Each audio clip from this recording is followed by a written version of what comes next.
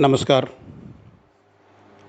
हम लोग लगातार असफलताओं से सीखने, सफलता के मार्ग ढूंढने और मात्र प्रतियोगी परीक्षाओं में ही नहीं, जीवन के प्रत्येक क्षेत्र में सफलता प्राप्त करने के लिए किन किन गुणों की आवश्यकता है, उन पर क्रमशः विचार कर रहे हैं।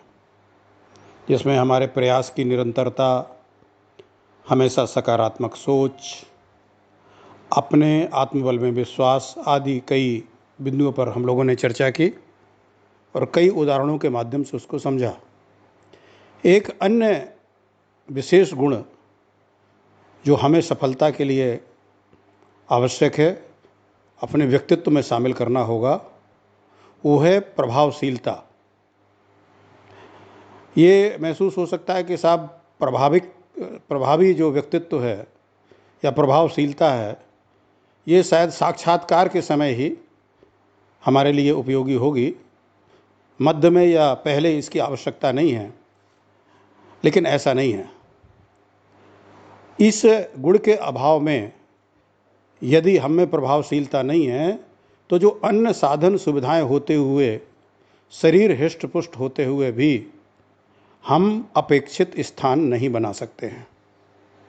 संसार में सफलता पाने और सफल जीवन जीने के लिए ये एक अत्यंत आवश्यक गुण है।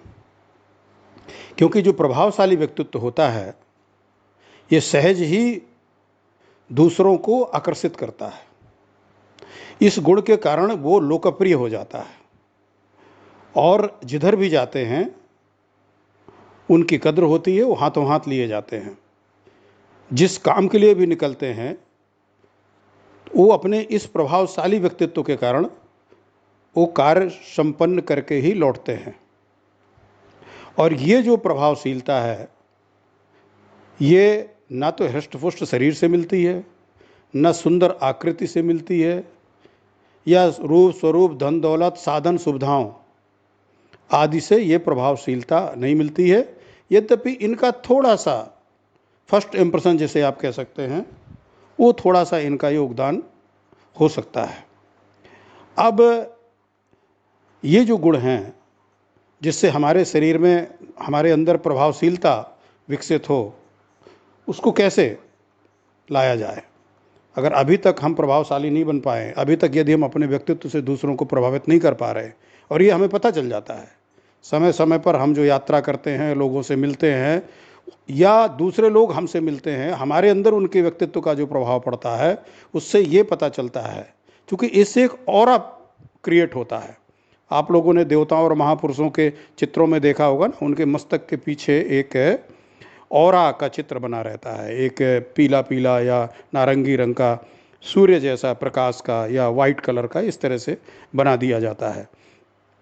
तो जब हमारे अंदर प्रभावशीलता आती है, तो इस तरह से ये गुण, मतलब ये चीज़ें दिखती हैं और इसका पॉजिटिव असर हमारे अंदर आगे के मार्ग को प्रशस्त करने में मिलता है। यानी हम आगे के मार्ग को आसानी से तय कर सकते हैं। प्रतियोगी विद्यार्थियों के मन में ये प्रश्न हो सकता है कि साहब, इस तरह से प्रभावशाली होने से परीक्षा में हमें कहाँ लाभ मिलेगा? तो जैसा मैंने कहा कि साक्षात्कार समय तो आपको मिलेगा ही मिलेगा। दूसरी चीज़, आप यदि जिस कक्षा में बैठते हैं वहाँ आप आकर्षण के पुंज होंगे। आपकी बात पर, आपके प्रश्नों पर, आपकी शंका पर निश्चित रूप से ध्यान दिया जाएगा। आपने कई बार देखा होगा कि कई बच्चे, अगर आप समूह में पढ़ रहे हैं, तो कई बच्चे प्रश्न उठाते हैं या कुछ पूछते हैं, उनको नज़रअंदाज कर दिया जाता है। और कई ऐसे होते हैं जिनके प्रश्न पर बहुत ही ध्यानपूर्वक विचार करके उत्तर दिया जाता है। ये सब इसी कारण से होता है, प्रभावशाली व्यक्तित्व के कारण। इसमें वाणी में एक ओज आता है, मतलब ये गुण ऑटोमेटिक आपके पास आ जाएंगे। प्रभावशीलता आते ही आपकी मस्तिष्क के ग्रहण करने की क्षमता भी बढ़ेगी। यानी आपके अंदरूनी गुणों का विकास होगा, जो आपको सीधे समझ में तो नहीं आ रहा है, लेकिन फिर वो आपको प्रतिभा को संपन्न करने में मदद करेगा। अब कुछ छोटी छोटी चीज़ें हैं जिसके आधार पर हम अपने व्यक्तित्व को प्रभावशाली बना सकते हैं।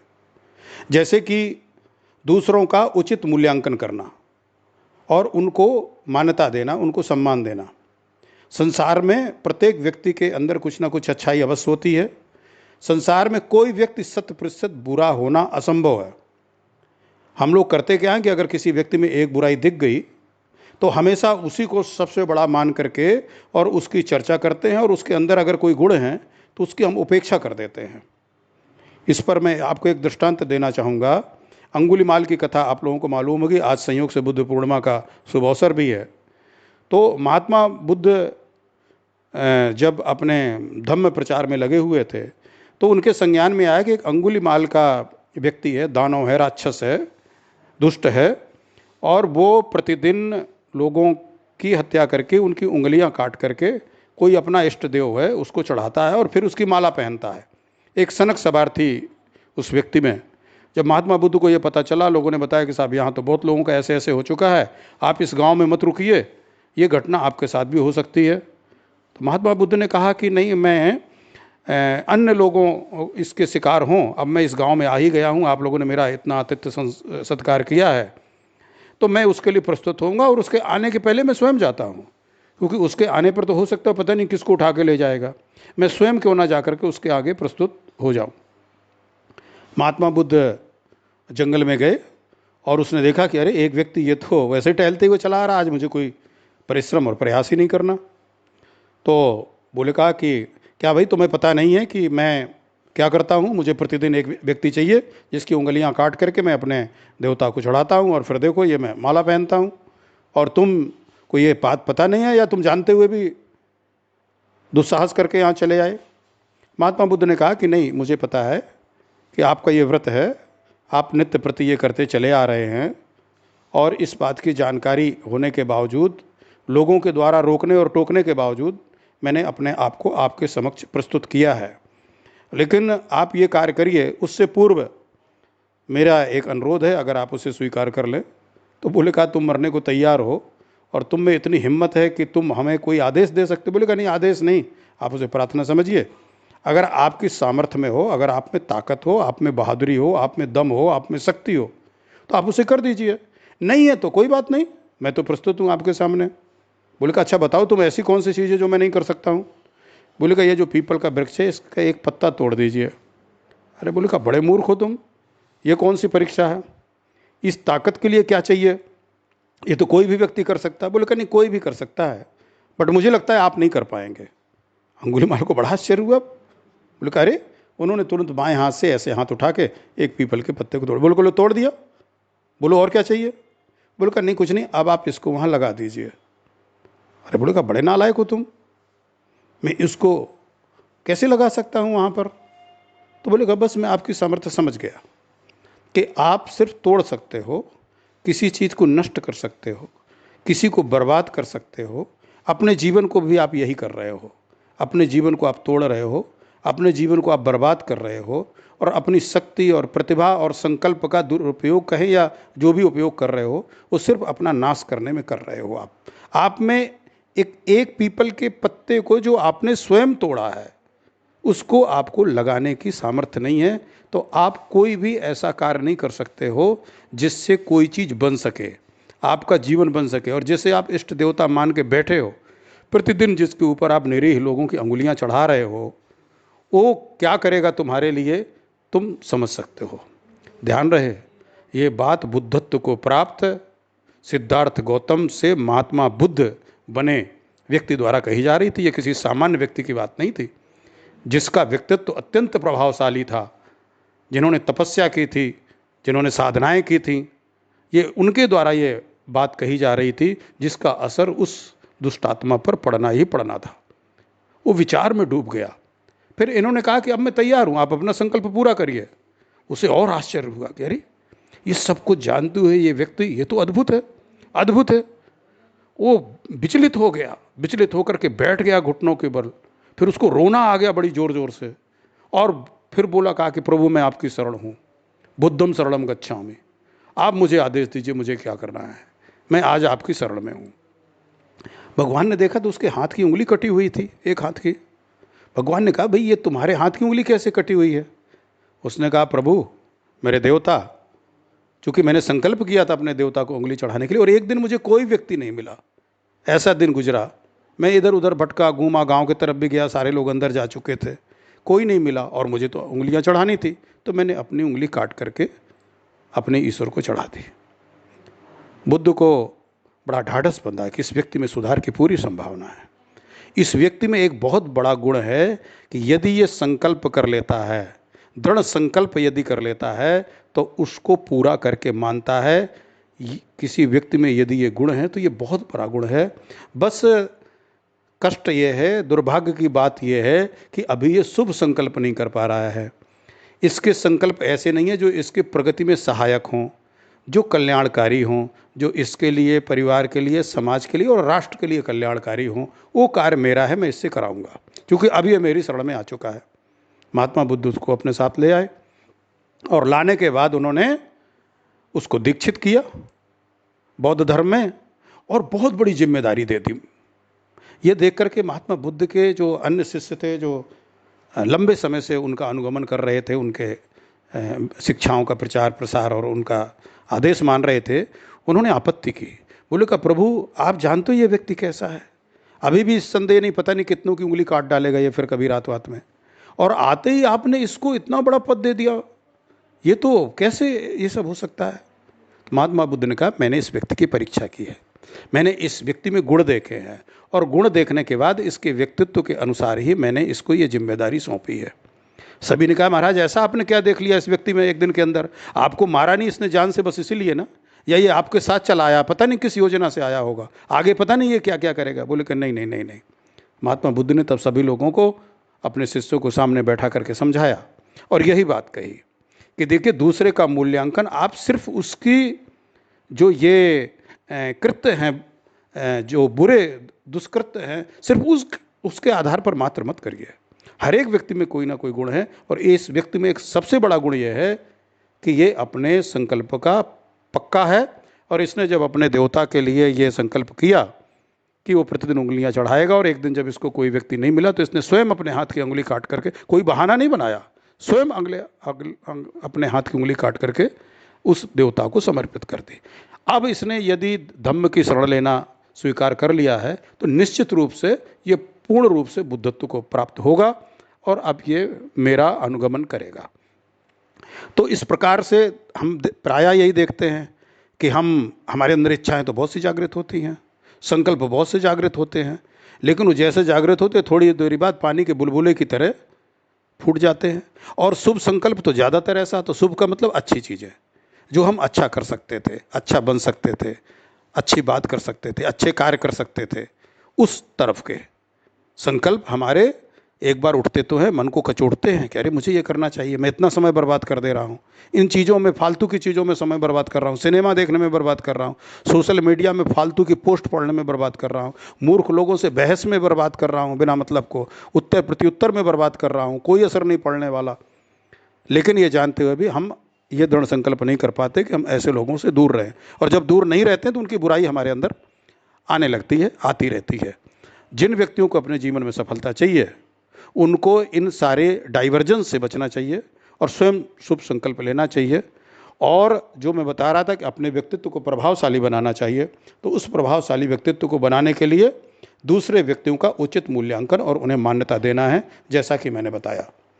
अगला क्या हो सकता है जिससे हमारे व्यक्तित्व का सुधार हो, उसमें प्रसार हो? दूसरा है सार्वजनिक सद्भावना। यानी ये प्रायः हम लोग सद्भावना के क्षेत्र में सीमित रहते हैं। हमारी सद्भावना सिर्फ स्वार्थ पर टिकी होती है, यानी अपने परिवार और इसके आसपास ही हम अपने परिचितों और इन लोगों के प्रति ही सद्भाव रखते हैं, और जो अपरिचित हैं, हमारे अपने नहीं हैं, अजनबी है, उनके प्रति हमारी वो सद्भावना नहीं बनती, और जो हमारे विरोधी हैं या जिन्हें हमने शत्रु मान लिया उनके प्रति तो एकदम नहीं बनती। अब देखिए, सद्भावना थी महात्मा बुद्ध की, जैसा मैंने पहले बताया, उस व्यक्ति के प्रति वो तो शत्रु था एक तरह से महात्मा बुद्ध के लिए, लेकिन इस सद्भावना के कारण क्या परिवर्तन पड़ा। और ये सद्भावना अंदर की चीज़ है, इसे गुडविल कहते हैं। हम अच्छा सोचे सबके बारे में, हम जो चीज़ अपने लोगों के लिए सोच रहे हैं, या जिसे कहते हैं ना कि जो हम आत्म प्रतिकूलानि परे सामना समाचरित, जो हम अपने प्रतिकूल नहीं कर सकते, जो चीज़ें हमें स्वयं ठीक नहीं लग रही हैं, हम दूसरों के साथ भी वैसा बर्ताव करने से बचें। और ये व्यवहार हमारा केवल हमारे अपने अपने परिवार, अपने मित्र संबंधियों तक सीमित ना रहे, बल्कि जो हमसे अपरिचित हैं, हमसे दूर हैं, अजनबी हैं, या यहाँ तक कि हमारे विरोधी हैं, उनके प्रति भी रहे। तो इससे हमें ऑटोमेटिक वहाँ से सद्भावना प्राप्त होगी। लोग कहेंगे कि मैं अपने व्यक्तिगत जीवन की एक बात बता दूं कि मैंने अपने एक वरिष्ठतम अधिकारी का बहुत विरोध किया सिद्धांत को लेकर के। उनको प्रेसिडेंट का गैलेंट्री मेडल लेना था और मुझे लग रहा था ये अनुचित जो है इसके लिए क्लेम कर रहे हैं, जो लोग इसके पात्र हैं उनकी उपेक्षा कर रहे हैं। क्योंकि सत्ता प्रतिष्ठान के नज़दीक थे और हाईएस्ट पोस्ट में थे, बड़ा अच्छा प्रभाव था उनका, तो सब कुछ उनके यहाँ से रिकमेंडेशन सब वैसे जा रही थी और मैं हर स्तर पर स्वयं इसका विरोध कर रहा था। मैं उनके अधीनस्थ था और मेरा जब प्रमोशन होना था आईपीएस में, तो उन्हीं के द्वारा मेरा एसीआर लिखना था, मेरा कैरेक्टर रोल उनके द्वारा लिखा जाना था लास्ट। उस कैरेक्टर रोल को भी बेस मान करके मेरा प्रमोशन आईपीएस में होना था। लेकिन अब मैं उस व्यक्ति की प्रशंसा करूंगा उनकी। मैंने बहुत विरोध किया, उनका एक तरह से अपमान भी हुआ कहीं ना कहीं। मैंने स्वयं नहीं किया, लेकिन जब चर्चाएं चलेंगी साहब ये तो गलत तथ्यों के आधार पर इतने बड़े होकर के अपने अधीनस्थों की उपेक्षा करके और पुरस्कार प्राप्ति के लिए प्रयासरत हैं, पदक प्राप्ति के लिए प्रयासरत हैं। अखबारों में भी कई तरह के समाचार निकले, समय समय पर वरिष्ठ अधिकारियों के बीच में भी चर्चाएँ हुई। तो निश्चित रूप से एक तरह से उनको उनके प्रति एक तरह से उनका अपमान ही हम कहेंगे, नकारात्मक धारणा बनी लोगों के बीच में। हालांकि उसका कारण मैं नहीं था, मैं सिद्धांतता ही अपनी लड़ाई लड़ रहा था जिसका संज्ञान था सभी को।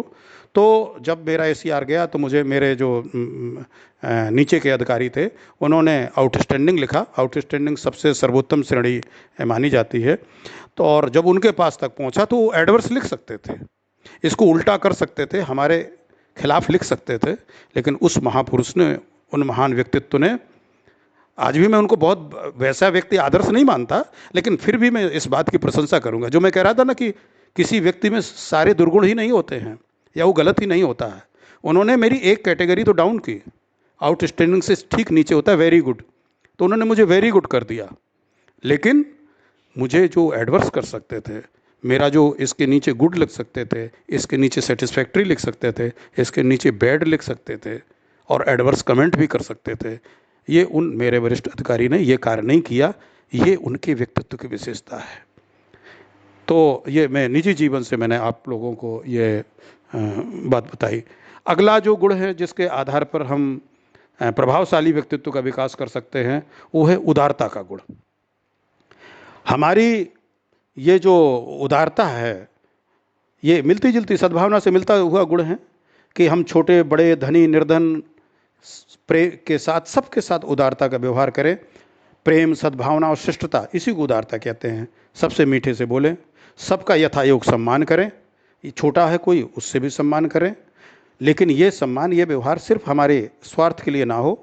इस उदारता का लक्ष्य दूसरों को सुख पहुंचाना हो, दूसरों को संतुष्टि प्रदान करना हो। स्वार्थ प्रेरित यदि कोई उदारता है तो उससे देर नहीं लगती, इसको बच्चा भी पहचान लेता है। इसलिए मिथ्या उदारता जो होती है ना, उस स्वार्थ पूरा हो जाने के बाद, स्वार्थ सिद्धि की आशा न रहने के बाद ये समाप्त हो जाती है, ये फिर दुर्गुण में बदल जाता है। इस तरह की उदारता का कोई मूल्य नहीं है। लेकिन हम दूसरों का सम्मान करें, दूसरे को प्रेम से बोलें, उनके प्रति सद्भाव रखें, उनसे अच्छे से व्यवहार करें, तो ये जो उदारता का गुण है, क्योंकि ये जो वास्तविक उदारता है ये सेवा और सहानुभूति का भाव इसमें निहित होता है।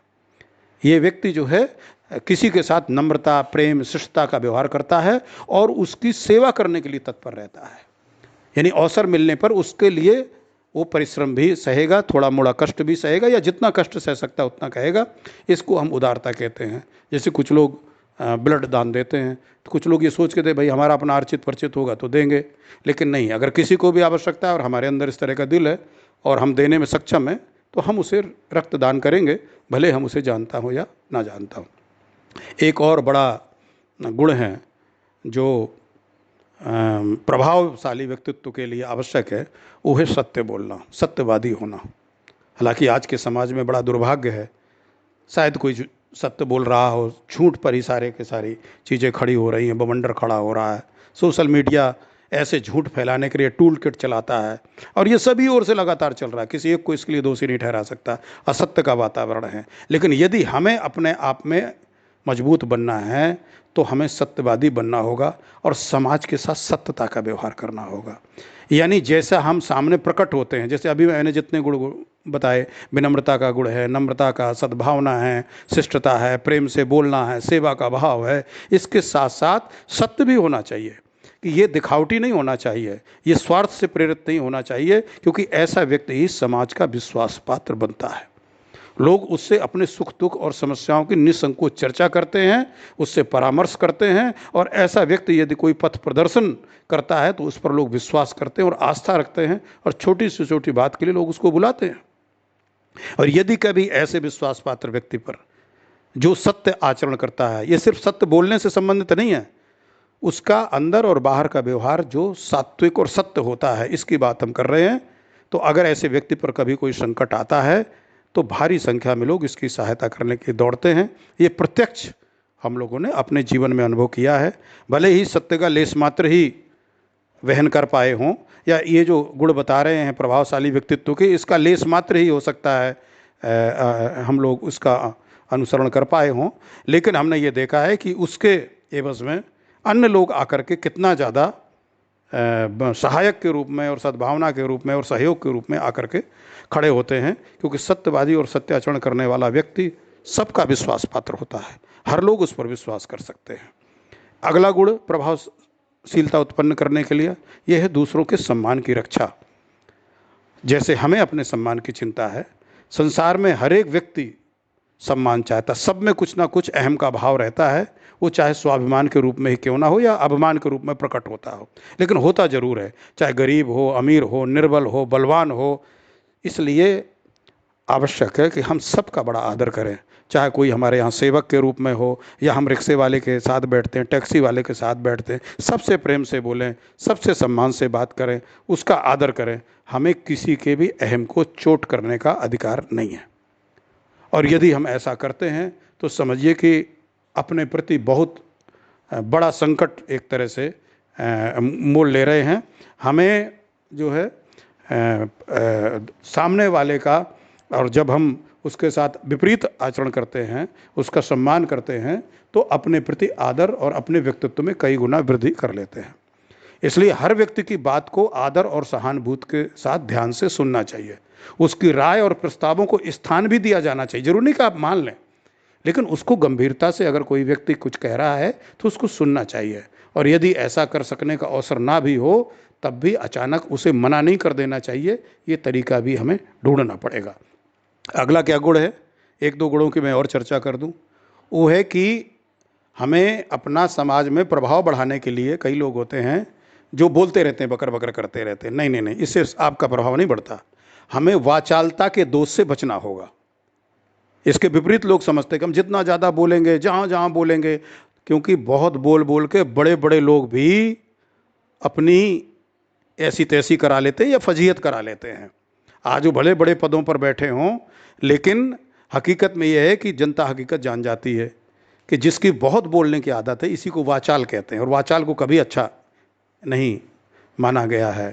वो एक वो दुआ है ना, वो कबीर दास जी का जी, कि बड़े बड़ाई ना लहें, बड़े न बोलें बोल, है ना, और हीरा कब कहता सुना, लाख टका मेरा मोल। जो वास्तव में बड़े लोग होते हैं, बड़प्पन जिनमें हैं, वो अपनी बड़ाई नहीं करते, ना बड़ी बड़ी बातें बोलते हैं। उदाहरण देते हैं कि जैसे हीरा है, कब कहता है कि मैं इतने करोड़ रुपए का हूँ, अपनी तरफ से तो नहीं बोलता, वो चमकता है और लोगों को उसको आदर करना पड़ता है। तो इस वाचालता से हमें बचना होगा। एक और बहुत अच्छा उदाहरण रामचरितमानस में है।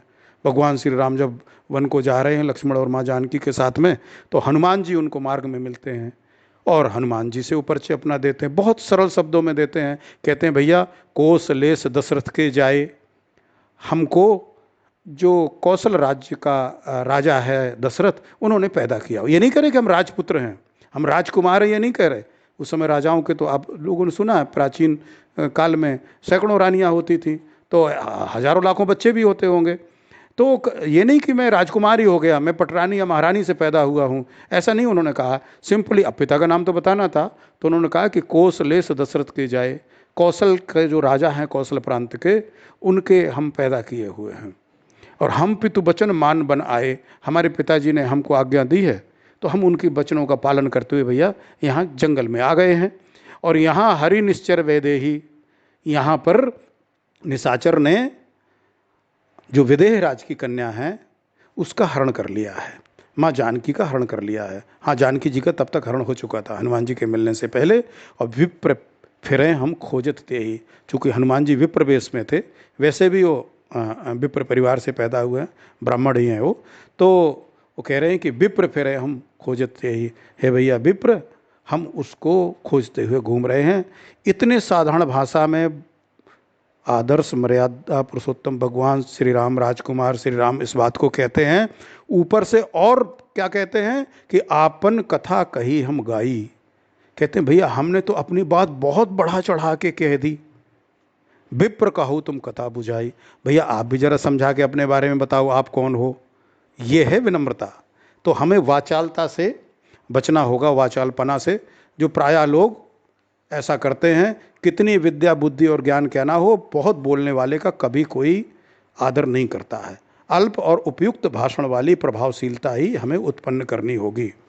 अपनी कहने के बजाय हमें दूसरों को सुनने के लिए अधिक तत्पर रहना चाहिए। अपने मन की बोलने के बजाय दूसरे का मन क्या कह रहा है उसे भी सुनना चाहिए। जो लोग दूसरों को सुनते कम हैं और अपनी ही कहते रहते हैं, धीरे धीरे उनका प्रभाव नष्ट हो जाता है। और लोगों का स्वभाव होता है कि वे आप बीती तो दूसरों को सुनाने के लिए बड़े उत्सुक होते हैं। और समाज में बहुतायत ऐसे लोगों की होती है जो समझते हैं कि उनकी समस्याएं, उनकी उलझनें दूसरों की अपेक्षा अधिक हैं और वो उन्हें हर जगह प्रकट करना चाहते हैं। इससे व्यक्तित्व का विकास नहीं होता है, इससे प्रभाव ही व्यक्ति का कम होता है। इसलिए हमें अनावश्यक और अत्यधिक बोलने से बचना चाहिए।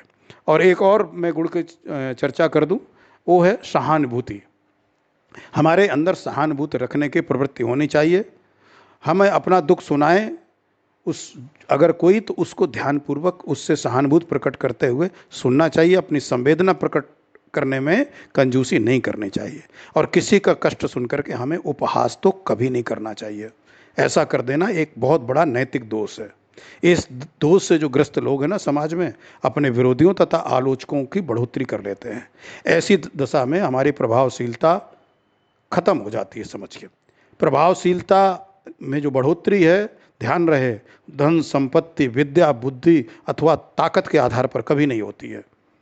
उसकी वृद्धि हमेशा नैतिक गुणों के आधार पर होगी। और जिन गुणों की हमने चर्चा की, ये सारे के सारे आपके नैतिक गुण हैं।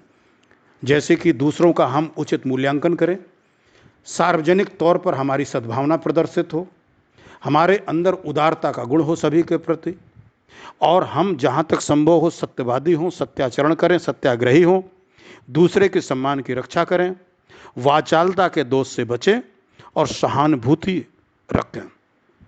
समाज में प्रभावशीलता की वृद्धि इन्हीं सद्भावों, व्यवहारों और सत्कर्मों के द्वारा होती है, केवल साधन और संपन्नता के द्वारा नहीं। जिसका व्यवहार और आचरण जितना अच्छा होगा वो उतना ही अधिक प्रभावशाली बन जाएगा।